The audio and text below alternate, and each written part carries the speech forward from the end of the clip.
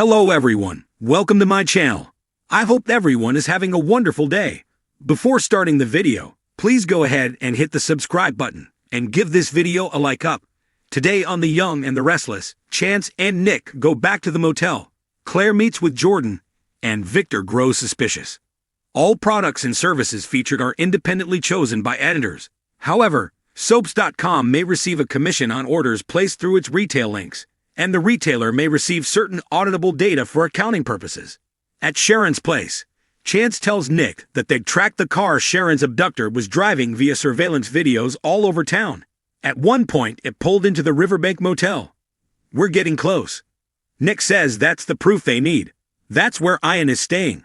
Whoever took Sharon is obviously working with him. Chance wants to hear more. Nick says when he confronted Ian he dodged and made sure not to tell him much of anything. Chance tells Nick if they need to solve this, they need hardcore proof to link Sharon's disappearance back to Ian. Nick says the car being at the motel is evidence. Chance says they need more. He's sending a team over there. Nick argues they don't have time for that. He wants to corner Ian and make him talk. Nick grabs his keys and Chance warns him to slow down. He shouldn't give Ian a reason to charge him with assault. Nick thinks Chance should come along with him in an official capacity. The car going to the motel is damning enough evidence to warrant a visit. Chance thinks it's a long shot and risky. Nick begs him to work with him on this. The longer they wait for solid evidence, the more trouble Sharon is in. We have to do something. Chance guesses it's worth a shot, so they head out. In her motel room, Jordan holds a drink and rants about being abandoned by Ian Ward, the bastard. She says she didn't need anything from him, not his lousy advice or his lousy kisses. I can do this on my own. I can carry this out by myself, without you. Setting her drink down, Jordan looks in the mirror and affirms, I can. Because I'm me, and I'm going to do what I should have done all along. With that, she picks up her phone. At the ranch, Victoria thinks they should all get some rest, although she won't be able to sleep very well. Nikki agrees. They need to get rid of Jordan for good. But Claire reiterates that Jordan has to die. She'll never give up and wants all of them dead. They've gone over this, and they agreed that it has to be done. Victoria worries about Claire becoming her next victim. Claire assures that she'll use her tactics and turn them back on her. She tells her grandmother and mother to go get some rest. When this is over, all they'll feel is relief. Victoria says, that's not all we'll feel. Claire reminds them that they have been sworn to secrecy. Victoria reminds Claire not to go off on her own. Claire's phone rings. It's Jordan. They debate until Claire answers. Aunt Jordan, I didn't expect to hear from you so soon. It's much sooner than I expected. Jordan tells Claire their encounter has her reeling and full of emotion. Claire says she's felt the same way. When she hugged her, it felt like it always should have been. Claire wonders if she can trust her aunt. She's the only one who can help her pull off her plan. She hopes she'll be impressed. When can we meet? Jordan agrees that they should meet face to face, but she worries she's trying to lure her into a trap. Claire offers to let her lay the ground rules. Jordan tells Claire she wouldn't be alone. Claire asks who she'd be with. Jordan says it's the person who helped her with an escape plan and doesn't mind getting their hands dirty. She has confidence in the person. And if you were lying, it could be very bad for someone you know. Claire asks what she means and who is her friend. Jordan says they should meet. Claire assures her this is legit. She refers to what the Newmans deserve, and never dreamed Jordan would be free to help her. Jordan orders her to Crimson Lights and tells her to wait for instructions. Claire hangs up and tells Nikki and Victoria she's buying this. She's desperate to think she can control her. Victoria thinks this is happening too fast, but Claire has it all figured out. This is what I need you and Grandma to do. Once alone, Victoria worries to Nikki that they could be there for hours, not even knowing if Claire is safe. How can they go through with this plan? They don't want Claire to have blood on her hands. It would break her and break them if they let it happen. Nikki prays she won't be able to go through with it, but Jordan has to be captured. Getting her back behind bars is crucial. Victoria doesn't think they need to kill her. Nikki agrees. We're not going to let her take us down with her. Victoria talks to her mother about how it felt to hear Claire plotting a murder. It sent chills down my spine. Nikki says she was trained to be that way. Victoria wonders how much she's been through. She deserved a better life. Nikki says they can't change the past. Victoria worries if things go down as Claire wants them to. What will the long-term effect be for her? Nikki thinks Claire wants to save lives, and they don't seem to have another choice. They have to get close enough to Jordan to apprehend her, and Claire will make that happen. They'll take it moment to moment. When push comes to shove, Claire may not be able to go through with it. Victor walks in and asks what's going on.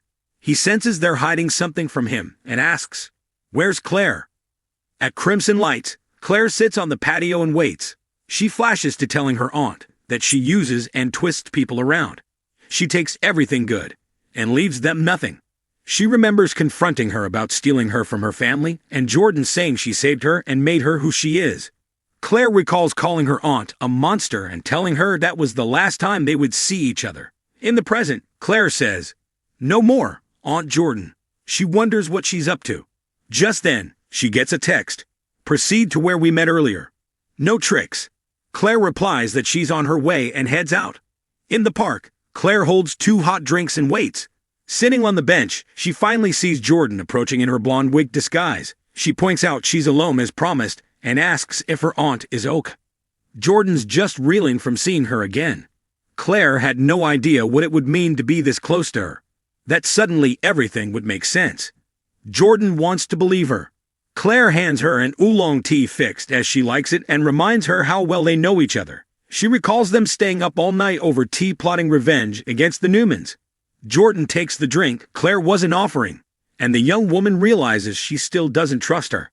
Claire tells Jordan she wouldn't slip her something. They go over how much Jordan taught Claire about chemicals and how to use them. Claire says she'd never use it against her. Jordan recalls that Claire didn't rescue her when she drank the poison. Claire says she thought she wanted to die. Who was she to stand in her way? "But we did save you in the end." She tells her aunt that they have another chance now. "This isn't my world. It's not my life. That was always with you." She doesn't think the Newmans have completely accepted her. She could see it from the beginning and hoped it would change. But it hasn't.